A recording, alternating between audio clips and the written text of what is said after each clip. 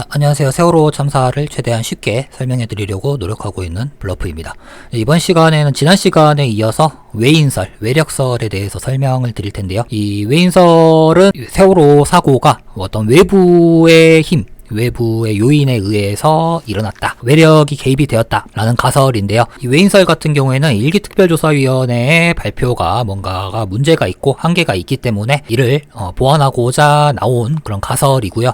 이 가설들이 결국에는 세월호 선체 인양 큰 역할을 하게 됩니다. 이 가설들을 증명하기 위해서는 선체 인양이 필요하기 때문이었죠. 일반적인 해난사고에서는 선체 인양을 하지 않습니다. 왜냐하면 이 선체 인양 자체가 그렇게 쉬운 작업도 아닐 뿐더러 비용도 많이 들고 들어올려 봐야 이건 거의 고철덩어리이기 때문에 일반적으로 하지 않습니다만, 아까도 설명드렸다시피 특별조사위원회의 발표 결과가 만족스럽지 않았고 또 일반적인 해난사고라고 보기에는 석연찮은 부분들이 많이 있었기 때문에 선체 인양이 되게 됩니다. 자, 그래서 이번 시간에는 이 외인설에 대해서 말씀을 드릴 텐데요. 이 외인설 중에서도 가장 세간의 이목을 끌었던 것 두 가지가 앵커 조작설과 잠수함 충돌설, 이 두 가지가 있는데요. 이 두 가지에 대해서 하나하나씩 말씀을 드리도록 하겠습니다. 자, 우선 앵커 조작설부터 말씀을 드리자면 이건 영화 그날바다로도 제작이 되었죠. 여기서 나온 가설인데, 세월호의 좌측 앵커, 즉 닷을 조작을 해서 세월호를 좌측으로 쓰러뜨렸다 라는 것이 이 가설의 주요 골자입니다. 우선 이 그날바다에서는 세월호의 AIS 항적 자체가 조작이다 라는 주장을 하고 있는데요. 이 AIS 항적이 무엇이냐? 자, 지금 나오고 있는 사진이 세월호의 AIS 항적인데, 이 AIS 항적부터 설명을 좀 드릴게요. 이 AIS는 우리나라 말로는 자동 식별 장치라고 하는 오토매틱 인디케이팅 시스템의 약자인데요. 이건 선박의 정보를 송수신하는 장치입니다. 그래서 다른 선박에서도 볼 수 있고, VTS라고 하는 비행기에 해당하면 이 관제탑 같은 곳에서도 볼 수 있는 그런 정보 송수신기라고 생각하시면 될 것 같습니다. 세월호 사고 당시에는 어떤 것들도 회수를 못했기 때문에 이 정보는 주변의 선박들이나 또는 VTS 이런 관련 기관에서 가져온 것이에요. 그래서 이 정보 자체가 조작이다 라는 주장인데요.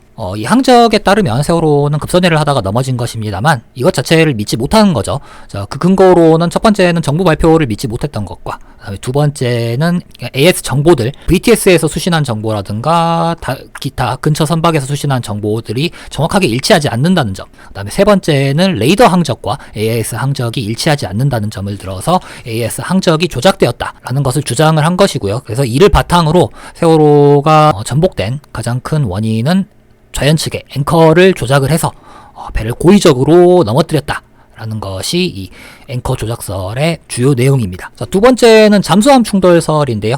이 네티즌 수사대로 잘 알려진 자로의 세월엑스라는 다큐멘터리에서 나온 가설입니다.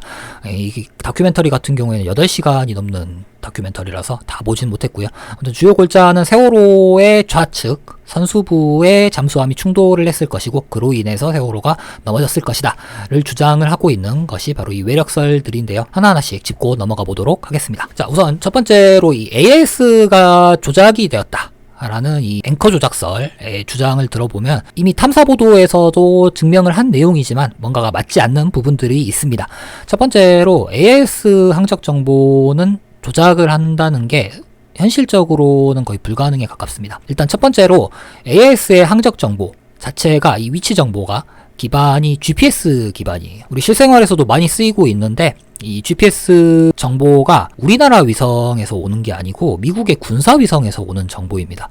따라서 일반적으로 조작한다는 게 쉽지가 않고요. 그 다음에 이 정보를 송수신하는 그런 기기라고 말씀을 드렸죠. 그래서 이 정보 같은 경우에는 세월호 내부에도 있겠지만 주변을 지나는 선박들에도 모두 수신이 되고요. VTS에서도 수신이 됩니다. 이 정보들을 교차 검증하면은 나오는 정보들이에요. 근데 이 정보들이 정확하게 일치할 수는 없습니다. 왜냐하면 이 수신 오차라는 게 있습니다. AIS도. 수신하는 시간에 따라서 이 정보가 표시되는 게 약간씩 다를 수는 있어요. 그래서 이게 완전히 일치한다는 것은 있을 수 없는 일입니다. 이 항적 정보가 어느 정도 큰 틀에서 맞는다면 그건 맞는 걸로 봐야 된다는 거죠. 자, 마지막으로 레이더 항적과 AS 항적이 일치하지 않는다고 했는데 이 레이더 같은 경우에는 굉장히 멀리서 쏜 레이더입니다. 물론 그 가까운 위치에서는 레이더가 GPS보다는 더 정확한 게 사실이긴 합니다만 워낙 멀리서 쏜 레이더의 정보이기 때문에 이 역시 오차가 있을 수 있어요. 그리고 여기에서 있었던 오차는 오차 범위 내에 있었던 오차입니다. 그래서 AS 조작설 자체가 성립이 잘 되지 않습니다. 그리고 앵커 조작 같은 경우도 일선에 있었던 경험자들, 저 같은 경우도 경험자죠. 앵커를 써봤으니까 경험자들의 의견을 봤을 때는 있을 수가 없는 일입니다. 자, 이렇게 전속력으로 전진하는 선박에서 앵커를 놓게 되면, 닻을 놓게 되면 닷줄이 견디지 못할 가능성이 굉장히 커요. 어딘가에는 충격이 오기 때문에 어딘가가 변형이 되거나 파손이 됩니다. 그리고 앵커를 놓았을 때 항적이 이런 식으로 나올 수가 없어요. 그리고 이 앵커 조작설 같은 경우에는 결정적으로 선체조사위원회에서 조사를 마친 결과 가능성이 희박하다 라고 판단이 되었습니다. 그래서 이 앵커 조작설은 현실성이 없다라고 검증이 되었습니다. 그리고 두 번째가 이 잠수함 충돌설인데요. 이 잠수함 같은 경우에는, 제가 잠수함 전문가는 아닌데, 이 잠수함 같은 경우에는 만들어진 목적이 들이받으라고 만들어진 게 아니에요.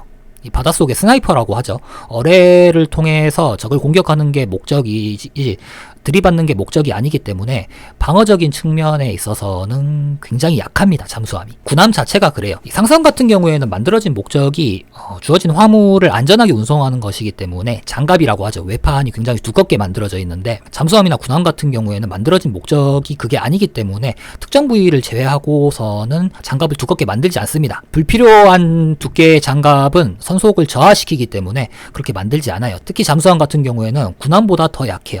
이 잠수함의 장갑은 거의 물이 안 셀 정도, 이 정도라고 생각을 하시면 될 것 같습니다. 그래서 잠수함이 간혹 가다가 상선과 부딪히는 경우가 종종 있는데 거의 100% 잠수함이 깨집니다.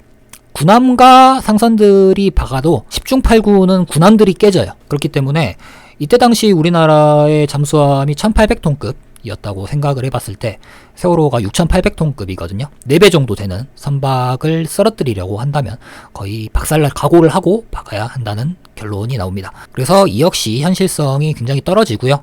결정적으로 선체 조사를 하는 과정에서 잠수함이 부딪힌 흔적이 나오지가 않았습니다. 그래서 이 외인설은 세월호의 선체 조사 과정에서 그 힘을 거의 다 잃었고요. 다만 2기 특별조사위 발표에서 외인설 역시 가설로 집어넣은 이유는 꼭 외판에 무슨 흔적이 있어야만 외력이 개입한 거냐, 다른 것이 있을 수 있는 가능성은 있지 않느냐 라고 해서 들어가게 된 겁니다.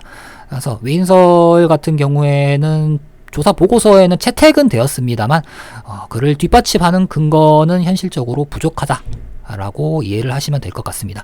저 역시 내인설이 좀 더 가능성이 있다고 보는 입장이고요. 그렇게 생각을 하고 있습니다만 그게 꼭 맞다 라고 대답은 드릴 수가 없습니다. 그래서 앞으로도 내인설과 외인설이 치열하게 다툴 여지를 남겨놨다라는 점에서 이기 특조위도 어느 정도 한계를 가진다고 말씀을 드릴 수 있을 것 같습니다. 그래서 이번 시간에는 외인설에 대해서 말씀을 드렸고요.